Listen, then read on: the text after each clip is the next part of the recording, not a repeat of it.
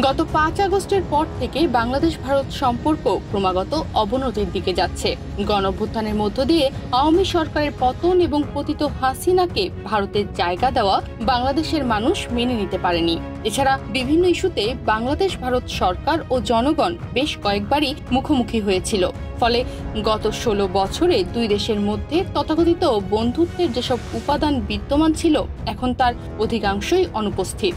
বাংলাদেশ ভারতের এই উত্তেজনার মধ্যেই দুই দেশের প্রধানের দেখা হতে যাচ্ছে।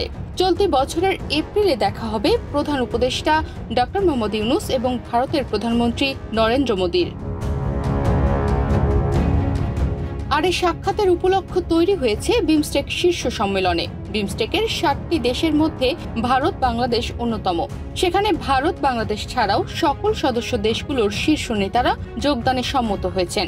১১ ফেব্রুয়ারি মঙ্গলবার ঢাকায় বিমস্টেক কার্যালয়ে মহাসচিব Indramani Pandey diplomatic correspondent association Bangladesh সদস্যদের সঙ্গে মতবিনিময় অনুষ্ঠানে এ তথ্য জানান। ডক্টর ইউনূসের সঙ্গে মোদির সাক্ষাতে কোন কোন বিষয় উঠে আসতে পারে এ নিয়েও শুরু হয়েছে আলোচনা।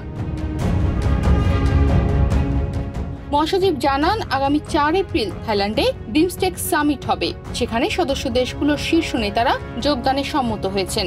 তবে সাইডলাইনে শীর্ষ নেতাদের একে অপরের সঙ্গে বৈঠক সদস্য দেশগুলো পারস্পরিক আলোচনা করে ঠিক করবে। ঢাকার একটি কূটনৈতিক সূত্র জানায়, থাইল্যান্ডে বিমস্টেক সম্মেলনে যোগ দেবেন অন্তর্বর্তী সরকারের প্রধান উপদেষ্টা ডক্টর মোহাম্মদ ইউনূস। সম্মেলনে যোগ দেওয়ার কথা রয়েছে ভারতের প্রধানমন্ত্রী নরেন্দ্র মোদীর। সেখানে অন্তর্বর্তী সরকারের প্রধান ও ভারতের প্রধানমন্ত্রীর দেখা হওয়ার সম্ভাবনা রয়েছে। তবে সম্মেলনের ফাঁকে ইউনূস মোদী বৈঠকে বসবেন কিনা সেটি এখনও নিশ্চিত নয়। এক প্রশ্নের জবাবে বিমস্টেক মহাসচিব বলেন, সার্ক ও বিমস্টেক দুটি আঞ্চলিক সংস্থা। এই দুই সংস্থার সঙ্গে কোনো পারস্পরিক দ্বন্দ্ব নেই। একই দেশ একাধিক ফোরামে থেকে কাজ করতে পারে। একাধিক দেশ সার্ক ও বিমস্টেকের সদস্য, আবার কেউ কেউ আসিয়ানের সদস্য। এক্ষেত্রে কোনো সমস্যা নেই। অন্তর্বর্তী সরকার থেকে বিমস্টেক সহযোগিতা পাচ্ছে বলে জানান মহাসচিব। তিনি বলেন, বাংলাদেশ প্রতিষ্ঠা সদস্য হিসেবে বিমস্টেককে শক্তিশালী করতে কাজ করছে। সে অনুযায়ী বর্তমান অন্তর্বর্তী সরকার থেকে বিমস্টেকে আমরা যথাযথ সহযোগিতা পাচ্ছি। বাংলাদেশের রাজনৈতিক পরিবর্তনকেও আমরা সম্মান করি।